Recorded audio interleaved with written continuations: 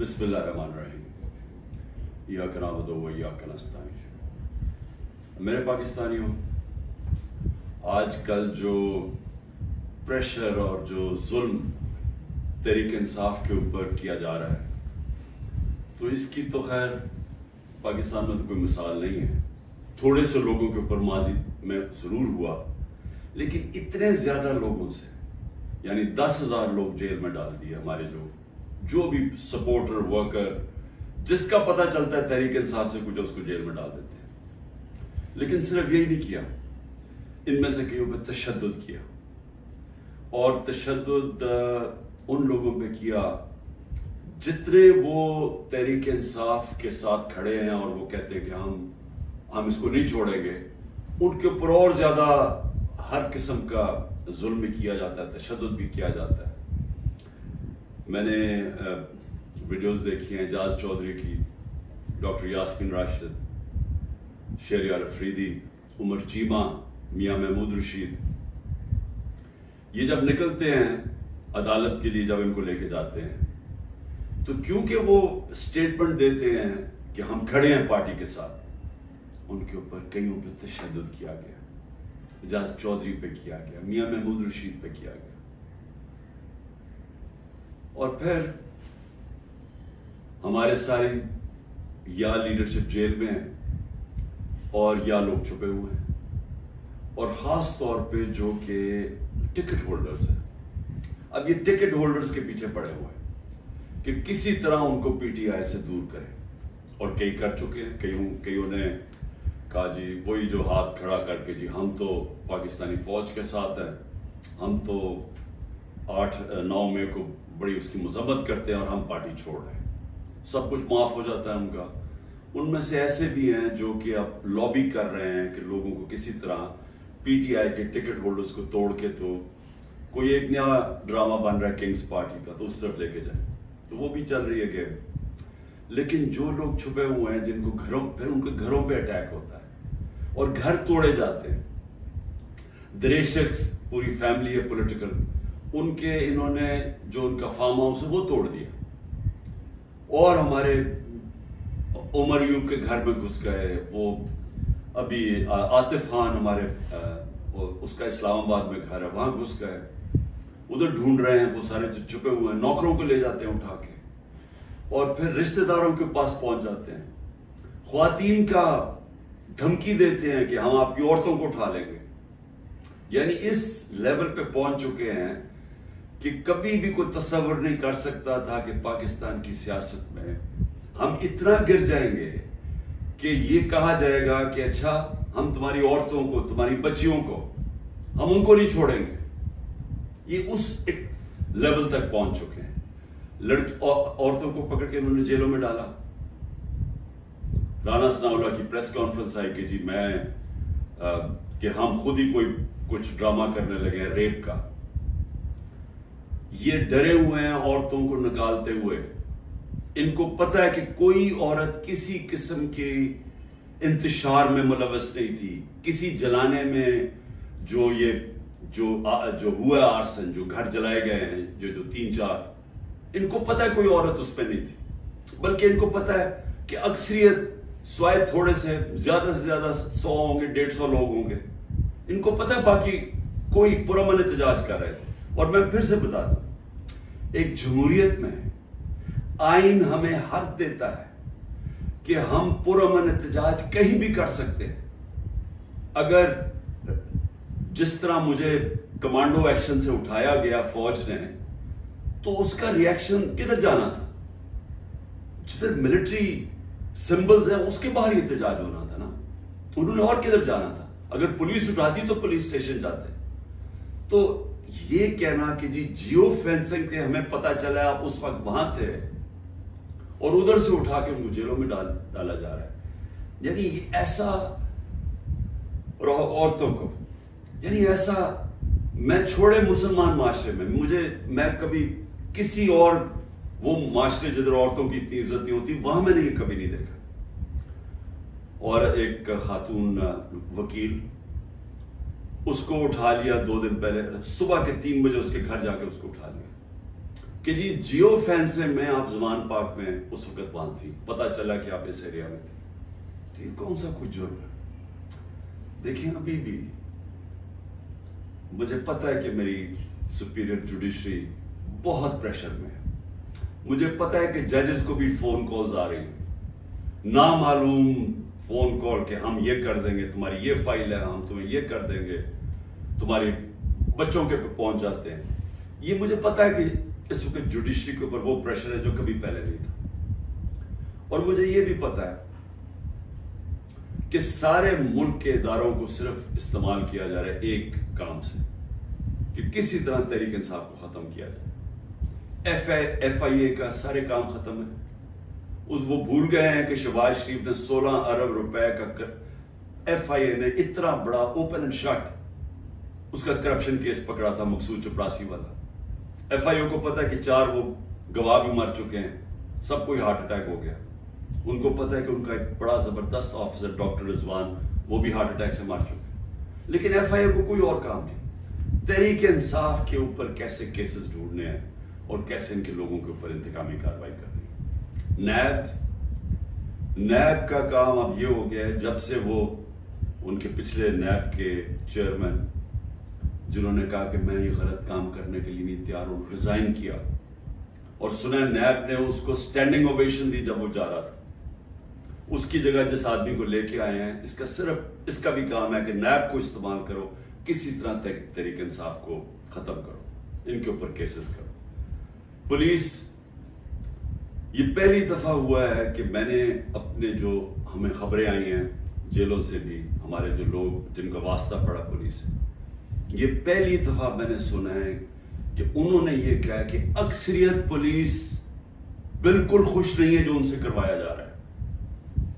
اکثریت، جو پولیس کی اکثریت ہے، وہ سمجھتے ہیں کہ بہت بڑا یہ ظلم کیا جا رہا ہے، اندر گلو بٹ انہوں نے گھسائے ہوئے ہیں، اور پیچھے سے نامعلوم افراد کا پریشر آتا ہے، ان کی وجہ سے یہ کام کر رہے ہیں۔ تو اس کا مطلب پولیس جس کا کام اس ملک میں مجرموں کے پیچھے جانا، وہ سب کچھ بھول چکے ہیں، ان کا صرف 1 پوائنٹ ایجنڈا ہے، نیچے تھانے لیول کے اوپر کوئی تحریک انصاف کا ملے، نچلے لیول پہ آپ اگر وہ کوئی کسی کی سمپتھی بھی ہے تحریک انصاف سے، ان کو کسی طرح ہٹایا جائے، اس لیول پہ پہنچے ہوئے۔ اور جو کرتے ہیں، جب ایک ہی خبر آتی ہے کہ گھر توڑ دیتے ہیں، چیزیں توڑ دیتے ہیں، دھمکیاں دیتے ہیں، بزنسز بند کر دیتے ہیں، بزنسز کے اوپر پہنچ جاتے ہیں، روزگار بند کر دیتے ہیں، تو میرا سوال ایک ہے کہ اتنے پریشر کے باوجود کیا وجہ ہے کہ چند لوگ چھوڑ کے گئے ہیں؟ ہمارے ٹکٹ ہولڈرز پنجاب میں دیکھ لیں، کتنے لوگ چھوڑ کے گئے؟ یعنی اس طرح کا ظلم جو کبھی ہوا نہیں ہے، کیوں نہیں چھوڑ کے جا رہے لوگ؟ اس کی 2 وجوہات۔ ایک، اس باری ٹکٹس میں نے خود دیے ہیں، زیادہ تر انٹرویو کیے ہیں، میں نے اپنی پوری کوشش کی ہے کہ نظریاتی لوگوں کو ٹکٹس دیے جائیں، اور اس باری زیادہ تر جو لوگ ہیں جن کو ٹکٹس ملے ہیں، پنجاب کی میں بات کر رہا ہوں، وہ نظریے پہ کھڑے ہیں۔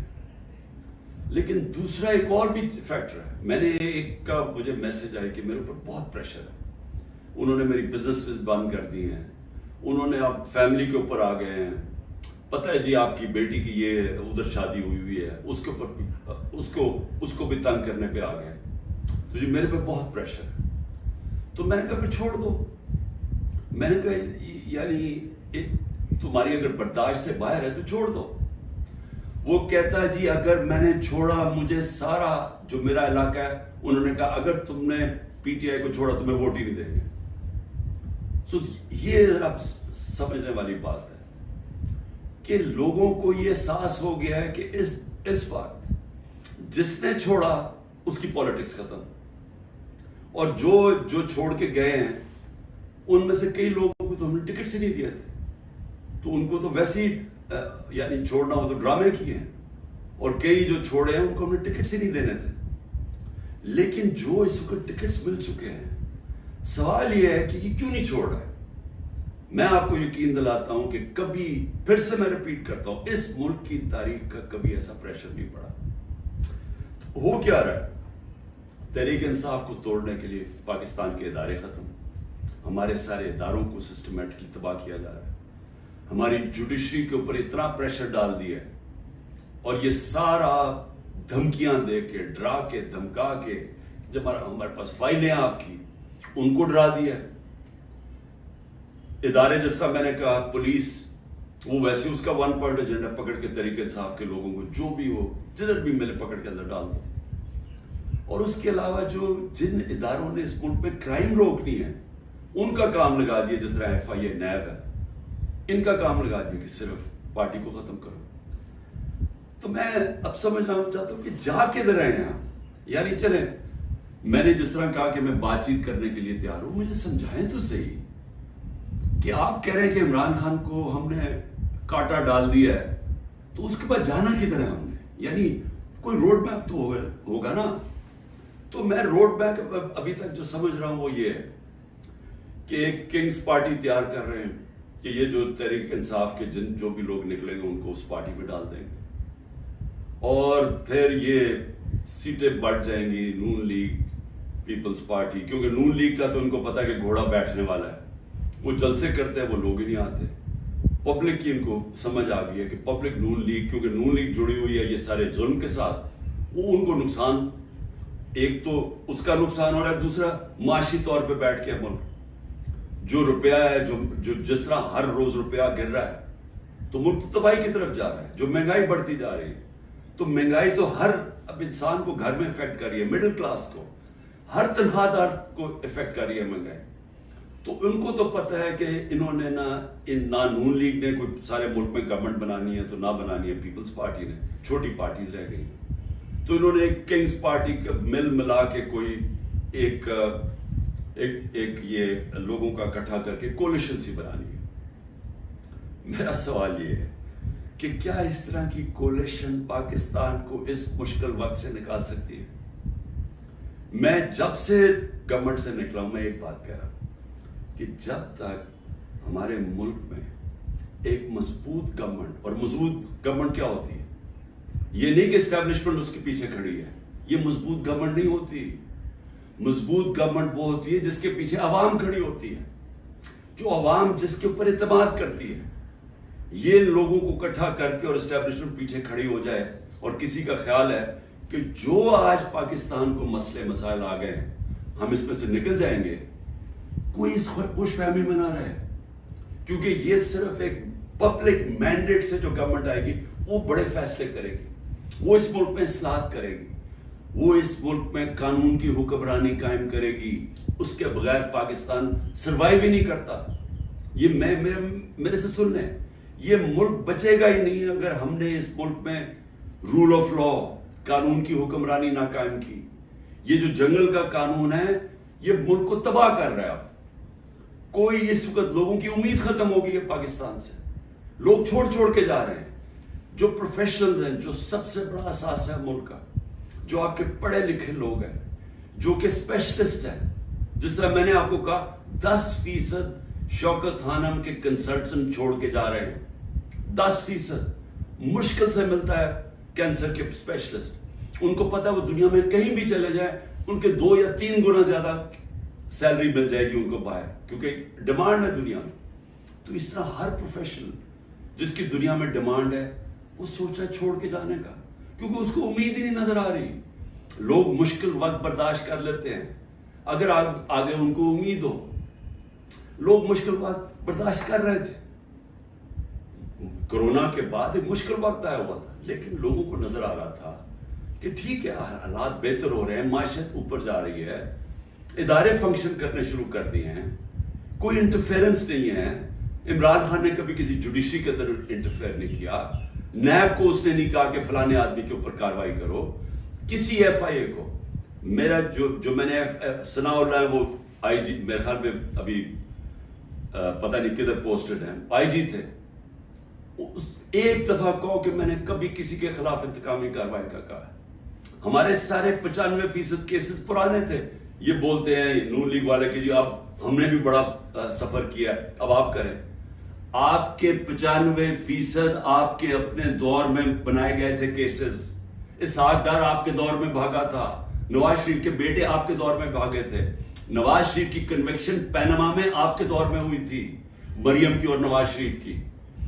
تو یہ ہمیں نہ کہیں, یہ سارے کیسز پرانے آ رہے تھے. آپ میرے سے این آر او مانگ رہے تھے, آپ میرے سے یہ کہہ رہے تھے کہ ہم نے چوری کیا, ہم کوئی خاص مخلوق ہے الگ, ہمیں معاف کر دیں. ہم نے صرف ہمارے دور میں شہباز شریف کے کیس بنا تھا, مقصود چپڑاسی والا 16 ارب اور 8 ارب جو اس نے منی لانڈرنگ کی تھی کہ باہر سے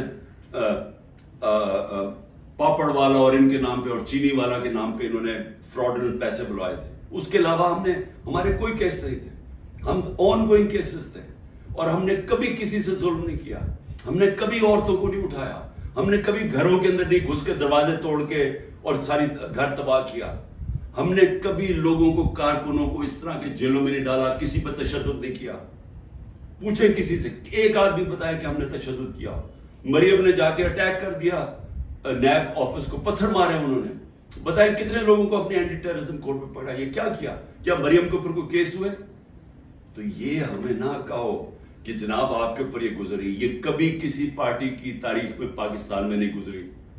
یہ پارٹی کو کبھی ختم کرنے کی کوشش ہے, جو پوری طرح سارے اسٹیٹ کے ادارے لگے ہوئے ہیں اس پارٹی کو ختم کرنے کے لیے. لیکن پارٹی ایسے ختم نہیں ہوتی, کیونکہ پارٹی لوگوں کے دلوں میں چلی جاتی ہے, اس کا آپ کچھ کر ہی نہیں سکتے.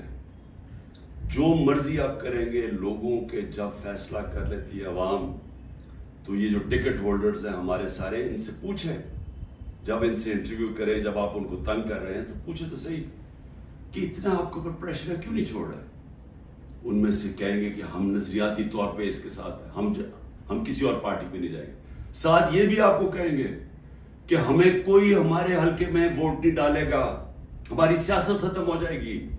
ابھی جو پہلے ہوا تھا 16 جولائی کو جو بائی الیکشنز ہوئے تھے, وہ لوٹے سب اڑ گئے تھے, لوگوں نے ان کے خلاف ووٹ دی تھی, اور اب اس سے بھی زیادہ برے حالات ہیں, کیونکہ لوگوں کو غصہ ہے جو ہو رہا ہے. اس وقت عوام غصے میں ہے, لیکن گھبرائی ہوئی ہے, کیونکہ کبھی اس طرح کا کریک ڈاؤن دیکھا ہی نہیں ہے. تو میرا آخر میں اپنی عوام کو پیغام ہے, کیونکہ مجھے پتہ ہے بڑا مشکل ہے, اور آپ گھبرائے ہوئے ہیں, آپ میں خوف پیدا کیا گیا. یہ جو باہر نکل کے کوئی تحریک انصاف کا نام سنتا اس کو جیل میں ڈال دیتے. لیکن بھئی آپ اپنی قوم سے یہ کہ دیکھیں, میں آپ کے سامنے بیٹھا ہوں, اگر کسی کو سب سے زیادہ خطرہ ہے وہ مجھے خطرہ ہے, جان کو تو میری خطرہ ہے. انہوں نے یہ کیا, دو میرے اوپر اٹیکس, قتل کرنے کے واردات ہو چکی ہیں. مجھے پوری طرح پتا ہے کہ ایک دفعہ یہ اور کریں گے, کیونکہ ان کو ڈر یہ کہ جیل میں بھی عمران خان بڑا مشکل رہے گا ان کے لیے, تو ایک اور حملہ ہوگا. میں تیار ہوں. انہوں نے میری جو کرنل عاصم میری سیکیورٹی کے ہیڈ تھے اس کو اغوا کر لیا, وہ غائب ہو گئے. جس نے میری سیکیورٹی کا دھیان رکھ رہے تھے وہ 3-4 دن سے وہ غائب ہے, اس کو بھی اٹھا لیا. جو گاڑیاں تھی میری سیکیورٹی کی, وہ گاڑیوں کو انہوں نے اندر امپاؤنڈ کر دیا, اور ان سے پوچھے عدالت تو کہتی جو ہمیں پتہ ہی نہیں کدھر گئی. تو سب سے زیادہ تو خطرہ مجھے ہے. کیا آپ کو لگ رہا ہے کہ میں پیچھے ہٹوں گا؟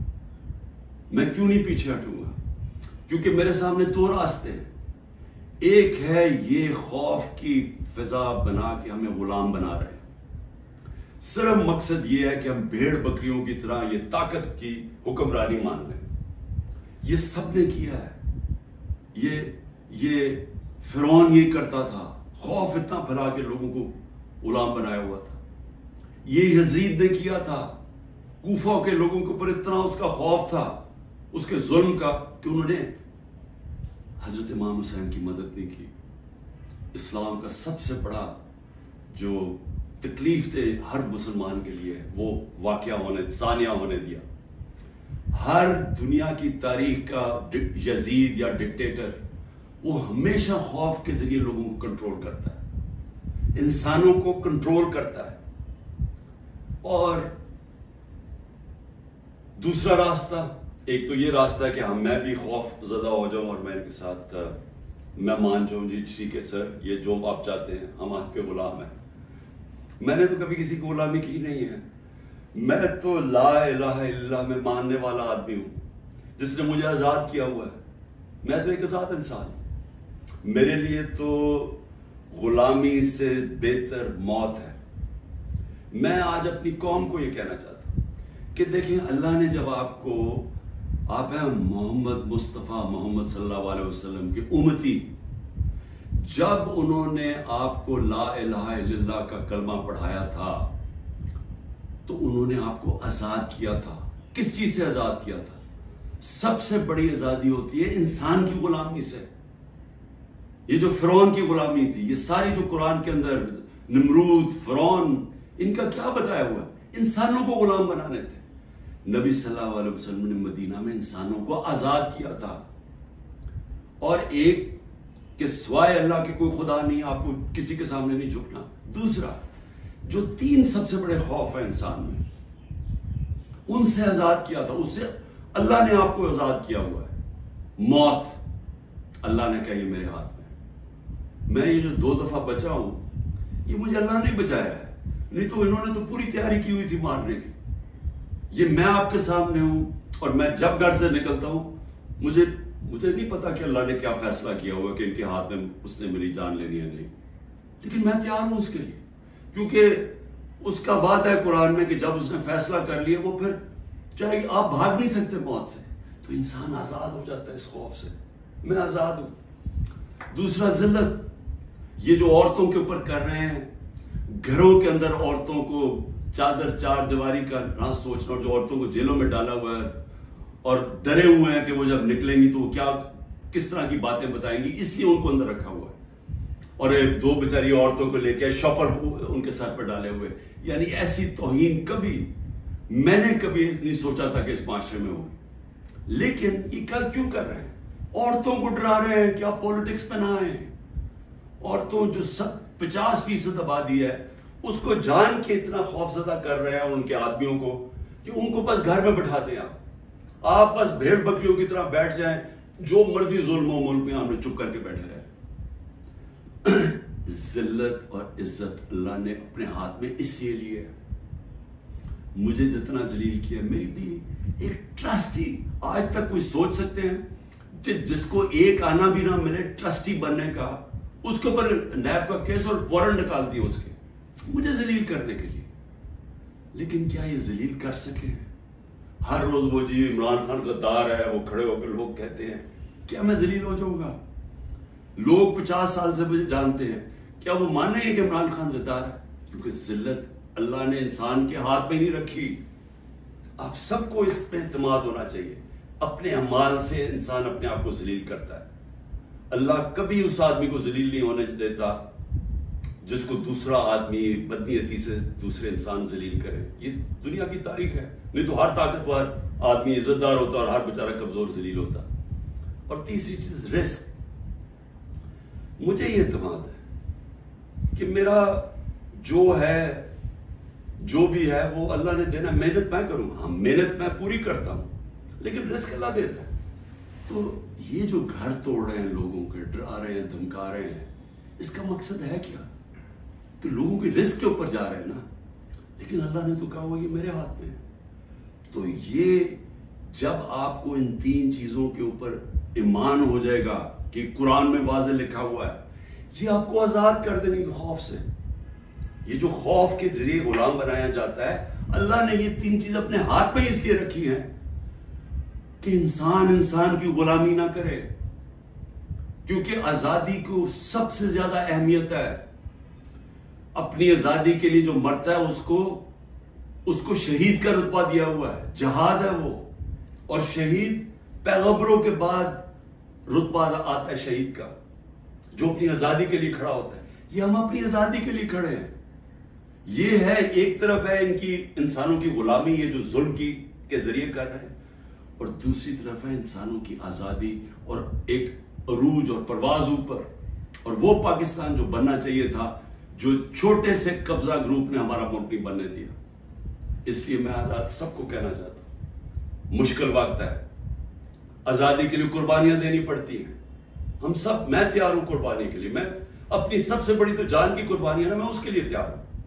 لیکن میں کبھی کسی صورت ان کی غلامی قبول نہیں کروں گا، اور میں چاہتا ہوں میری قوم آپ بھی تیار ہو جائے. 20-15 ہزار لوگوں کو جیل میں ڈالا ہے نا. ہم 23 کروڑ لوگ ہیں. کیا 15,000 کو سامنے رکھتے ہوئے 23 کروڑ لوگوں کو غلام بنا دینا انہوں نے؟ تو آپ نے کسی صورت یاد رکھیں، یہ اب 2 رائے ہیں. ہم نے اگر اپنے اس وقت اس خوف کے سامنے جھک گئے جو یہ کوشش کر رہے ہیں، یاد رکھیں آپ کی آنے والی نسلیں آپ کو معاف نہیں کریں گی، کیونکہ اس ملک کا پھر کوئی مستقبل نہیں ہوگا. جس طرح آج لوگ چھوڑ کے جا رہے ہیں ملک، نا امید ہو کے پروفیشنل جا رہے ہیں، اس طرح جو یہاں رہ جائیں گے وہ ہمیشہ یاد رکھیں کہ ہمارے جو بڑے تھے، اور میرے بھی، ہم جب بڑے ہو رہے تھے وہ بھی کبھی کھڑے نہیں ہوئے اس غلامی کے خلاف، کیونکہ وہ انگریز کی غلامی کے عادی ہوئے تھے. تو انگریز آزادی تو ملی نہیں صحیح طور پہ، ہر وقت طاقت کی غلامی کی ہے یہاں اس ملک میں. یہ ہے وہ وقت ہم اپنی حقیقی آزادی کے لیے جدوجہد کریں. کبھی آپ نے اس سے پیچھے نہیں ہٹنا. شکریہ.